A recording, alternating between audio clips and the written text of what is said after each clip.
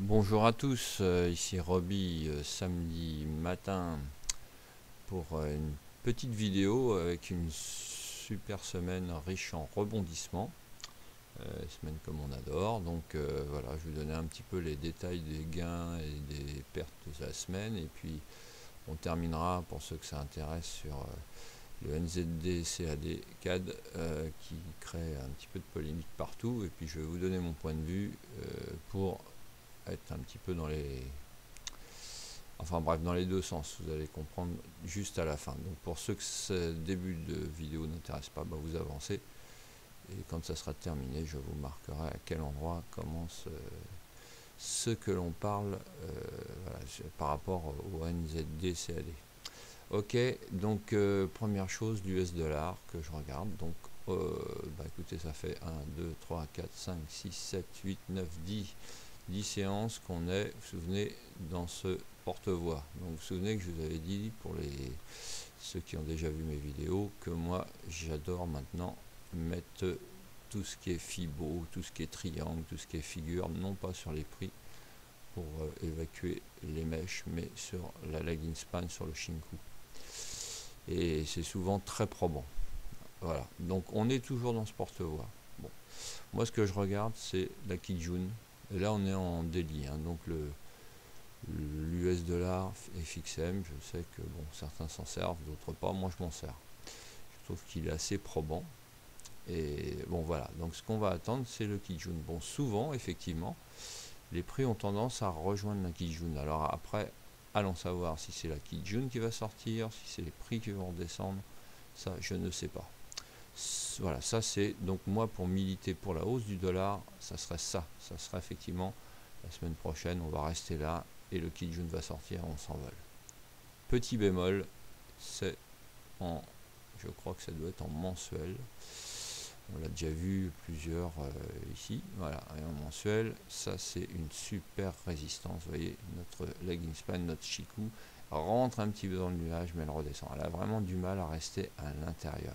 Je pensais qu'on était passé, que ça resterait, enfin, on yoyote autour, donc on n'est pas en bas, parce que si ça se mettait à redescendre, que ça casse cette zone, on peut redescendre effectivement jusqu'à 10 300, et là ça serait un petit peu embêtant. Et là pareil, ça ne voudrait pas dire que le dollar va complètement baisser, mais on pourrait aller rejoindre la Kijun qui est là, ça prendrait plus de temps et plus de mois. Bon, ça c'est une éventualité. Bon, c'est pas mon scénario. Moi je pense que le dollar va se reprendre, mais encore une fois, voilà, on ne peut pas avoir raison tout le temps, hein. Ça serait trop beau. Alors les choses, donc il y a eu quelques boulettes cette semaine, une petite sur l'AUD GPI. Je ne peux pas vous la montrer car je suis un garçon un petit peu rancunier pour certaines choses, c'est-à-dire que je l'ai carrément viré de ma plateforme. C'est la première fois que je tradais avec, j'ai fait une perte, petite perte, mais je me suis dit je n'y reviendrai pas, on va la laisser en stand-by cette parité. Donc voilà, je l'ai viré et donc il n'y a pas grand-chose à en dire. Donc les choses qui vont bien, puis la petite polémique pour terminer, on va faire un peu rapidement. Donc cette semaine, super gain grâce à Nicolas. Donc là, non pas en Ishimoku, mais grâce aux analyses de Nicolas Chéron, que j'ai suivi sur le pétrole, que je n'aime pas beaucoup. Enfin, donc au départ, avec quand même Ishimoku, c'est-à-dire j'ai fait une fois un trade de 94 jusqu'en haut à peu près, jusqu'au nuage, donc voilà, presque une centaine de points il me semble, 94 à 95 environ, je ne sais plus à peu près, ça doit être ça. Et puis dans la semaine, Nicolas a dit sous 92 vous achetez. Bon, vous remarquerez qu'en Ishimoku il n'y a absolument rien, donc là je me suis basé sur le fait de son graphe, qui connaissait bien le pétrole, c'est du swing, hein. Donc sur ces choses-là, je prends 2 contrats, 3 maximum, mais jamais 10 comme je fais tout le temps pour le scalping. Donc voilà, rapidement, donc j'ai pris là, et par bonheur, c'est monté. Donc j'ai débouclé certainement un petit peu tôt, je ne me souviens plus, enfin j'ai dû faire 200 points, et puis là-haut j'ai dû faire 300 ou 300 et quelques points, donc ça m'a fait, avec, vous voyez, 2-3 contrats, un beau petit matelas pour pouvoir trader pour la semaine. Bon voilà, donc hier, et on va arriver à la petite polémique sur le NZD-CAD. Hier quand même, je voulais vous montrer grâce à Adrian. Tac. Alors je l'ai fait qu'en 2 trades évidemment, c'est les graphes d'aujourd'hui, donc on a pu l'historique d'hier. Voilà. Et donc moi, mais alors ça c'est l'idéal, voilà, vraiment, c'est pour ceux qui connaissent ma façon de trader. Les BBH2, les nuages sont tous en dessous, les lagging span Shinku vont casser la BBH2, et puis après on monte. Le stop est toujours mis sur la Kijun 15 minutes pour moi, vous voyez. J'ai effectivement débouclé car je n'étais pas là au moment où ça s'est passé, donc j'ai dû prendre par là, j'ai fait quelques points, j'ai repris après par là, j'ai débouclé hier soir pour ne pas rester en over weekend, ce que je n'aime pas. Donc voilà, donc maintenant on va parler de notre NZD-CAD. Donc par quoi je vais commencer? J'ai enregistré un graphe hier en 15 minutes pour justement vous montrer les sorties que j'avais fait pour que ça soit supprimé, et donc celui d'aujourd'hui, le NZD-CAD, vous allez voir une belle flèche rouge, mais il y a un mais, donc excusez-moi, je me suis mis en 8 heures sur cette parité depuis le départ, donc là je suis bien en swing. Je répète, je ne fais pas de scalp pour le moment. Donc quand on regarde ce graphe, juste à savoir que les Fibo, je les avais mis depuis un moment, encore une fois, vous voyez, sur le Shinku. Et me souvenant, donc on l'a dépassé, hein, me souvenant, il me semble, alors voilà, s'il écoute la vidéo, il va peut-être me contrarier, il me semble qu'une fois Vincent Game avait parlé des extensions de nos Fibonacci. Allez voir si jamais ça passe de l'autre côté, essayer de trouver un point haut, un point bas. Bon, voilà, hein, vous voyez jusqu'où on s'est arrêté. Moi je ne dis pas que c'est du pile poil, mais enfin voilà, 88, 39, je sais pas lequel était le plus haut, 39, vous voyez, et la Fibo elle est à 88, 39,3, 88, 39,3, et le plus haut de notre bougie est à 88, 39. Bon, voilà, après j'en tire aucune conclusion, hein. Bon, donc voilà, donc c'est juste pour vous montrer. Après on va venir sur le graphe 15 minutes, puis je vais vous expliquer avec le Money Management comment, malgré ce graphe pourri, et ben je suis en gain, et que ça me permet de mettre mon stop dans cette zone, et je serai encore en gain, car ma limite pour sortir à stop 0 sur la totalité, c'est là. Alors vous allez me dire, mais qu'est-ce qu'il nous raconte? Ben, écoutez, je vais vous expliquer. Donc encore une fois, on peut se tromper, on peut être dans le bon sens. L'important c'est le money management, on n'arrête pas de le dire, mais enfin j'insiste beaucoup parce que voilà, c'est tellement important qu'on peut s'en sortir même quand on n'est pas parti dans un bon trade. Voilà, donc j'ai pris cette position une fois, j'avais 3 contrats, 88 la première fois qu'on a touché. Donc je vais vous montrer. Donc la première fois j'ai fait, hop, pour vous montrer que j'ai retrouvé le poste, voilà, ici, vous voyez, short NZD grade 87, ah oui, j'ai même un prix de 87,1, stop 90, j'ai débouclé à l'époque, donc la première descente 71 pips, et on reviendra après, donc en comptant par le nombre de contrats, donc ça fait, pour 2 contrats, ça fait 142, on est bien d'accord, voilà. Donc c'était déjà pour vous montrer que j'avais déjà pris un petit peu d'avance en prenant des gains, donc il me restait un contrat là-haut, qui a donc été hier débouclé avec bonheur, vous verrez où. Et donc on va passer en 15 minutes, c'est ça que je voulais vous montrer, pour vous montrer effectivement, voilà, avec la technique Ishimoku. Donc comme quoi, par rapport à la petite polémique hier soir entre Nicolas, Karen, il n'y a aucune antinomie, mais seulement on va dire que bon, moi je n'en ai pas parlé sur la file, puisque ça s'est déroulé en fin de journée, et puis comme tout le monde était dans le sens, j'ai pas voulu créer de polémique. Voilà, une petite enfin bref, je trouve qu'effectivement Karen aurait peut-être dû en parler en privé à Nicolas, mais peut-être pas, voilà, induire ou amener un petit peu de peur sur la file par rapport au tweet et tout ça. Mais ça, fermons la parenthèse, chacun fait comme il veut, il n'y a aucun souci, et on est des grands garçons. Bon voilà, donc je vous souvenez qu'il me restait un contrat, donc ce contrat a été débouclé en automatique hier sur cette zone en bas, sur la Fibonacci. Donc 116 pips sur le dernier contrat. Après on est remonté. Après j'ai pris des shorts dans cette zone là. Alors vous allez me dire, mais pourquoi il a pris des shorts en plein milieu là comme ça? Et bien tout simplement, hop, parce que j'avais tracé une ligne oblique, et donc les shorts qui ont été pris dans cette zone là, les deux premiers.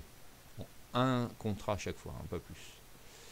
Et j'étais d'ailleurs pas très content de moi de ne pas avoir gardé l'autre, mais bon, je l'avais débouclé en bas, hein, dans cette zone là, donc j'étais pile poil. En plus ça correspondait à la Kijun en H8. Donc vous voyez, moi j'étais en accord avec mon plan, j'avais fait mes 116 pips. Bon, il me restait plus, j'avais plus rien. Bon, donc j'ai repris. J'aurais peut-être dû m'abstenir, hein, c'est possible. Mais j'ai pas mis le stop au-dessus, persuadé effectivement qu'on n'allait pas aller plus haut que les 0,88. Donc là, on n'est pas en Ichimoku, on est vraiment. Et même, vous voyez, il y a une. On peut appeler ça une pointe, une tête, comme on voudra. Je pensais qu'effectivement, avec la Fibo, on allait de nouveau redescendre. Bon, donc j'avais de l'avance en gain, 116 plus les deux fois 71, donc vous voyez, ça me faisait déjà presque 250 pips d'avance. Donc je me suis dit, pas de souci, je prends deux contrats. Et après j'ai mis des OC. Et donc j'en suis à 6 contrats maintenant. Puisque je suis parti après, j'avais un rendez-vous extérieur, donc je suis parti, mais persuadé que ça n'allait pas monter. La seule petite différence, c'est que j'ai laissé les OC, mais juste avant de partir, puisque mon rendez-vous était à 5 heures, voilà ce que j'ai fait. J'ai tradé de ma façon traditionnelle, donc comme un petit peu Karen, bien qu'elle le fasse en 4 heures, moi je le fais en 15 minutes. Shinku 1 heure, Shinku 15 minutes, BBH2, je suis parti dans cette zone ici. J'ai voulu déboucler avant de partir, vous voyez ici 17h, puisque mon rendez-vous était à 17h, et quand j'ai vu que on passait au-dessus, j'ai dit écoute, parce que souvenez-vous, pour ceux qui ont l'habitude, je pars avec 10 contrats cette fois-ci. Donc je me suis dit, eh ben, je vais être plus à la. J'avais déjà 2 contrats, 2, 3, 4 contrats en short, et je suis parti donc avec 10 contrats à l'achat. Mais j'ai mis mon stop à 0, parce que j'étais persuadé qu'on allait redescendre tout de suite. Je dis au cas où, ça me fait une petite assurance. Quand je suis revenu après mon rendez-vous, on était arrivé là-haut, et donc j'ai débouclé avec 55 pips de gain multiplié par 10. Donc vous voyez. Et puis par contre, les OC que je pensais que ça n'allait pas passer, sont passés. Le dernier 80, les deux derniers, donc là la flèche est plus grosse parce que là j'ai joué 2 contrats. Donc vous voyez, 1, 2, 3, 4, 5, 6 contrats. Voilà. Et donc vous allez me dire, bah, je suis pas content. Et ben écoutez, je vais vous sortir une petite calculette pour les matheux. Donc voilà mes gains. Donc les deux premiers qui ont été débouclés il y a déjà un petit peu en début de semaine. Sur le NZD CAD, hein, on parle. Les 116 qui ont été débouclés, 1. 550, parce que là je compte en nombre de pips par rapport au nombre de contrats, hein, pour être bien clair. Donc ça nous fait 810 pips de gains. Ok. La clôture s'est fait à 88,12 environ, hein, parce que là il y a un gros spread, donc j'ai fait le milieu entre le prix d'achat et le prix de vente. Moi, mon prix il est à 87,92, donc ça nous fait une différence pour l'instant de 24 pips. Hein, 88 moins 12, oui c'est ça, enfin 12 moins 88, je veux dire, excusez-moi, oui, puisqu'on a ça, c'est 92. 88, 12 moins 87, 88, on va y arriver, ça nous fait 24 pips. Donc par 6 contrats, j'ai une perte pour l'instant latente de 144 pips. On est bien d'accord, hein, je ne dis pas de bêtises. Donc par rapport à mon solde positif de 810, pour l'instant, différence des deux, 666 pips. Ça me permet, si je redivise par 6 pips, qui sont par 6 contrats, excusez-moi, ça me fait un solde, un stop possible de 111 pips pour finir toute ce trade à 0. Donc, maximum que je puis, puisqu'on est à 88,12, je pourrais aller à 89,23 pour être complètement à 0. 89,23, c'est là. J'ai mis mes stops un petit peu en dessous.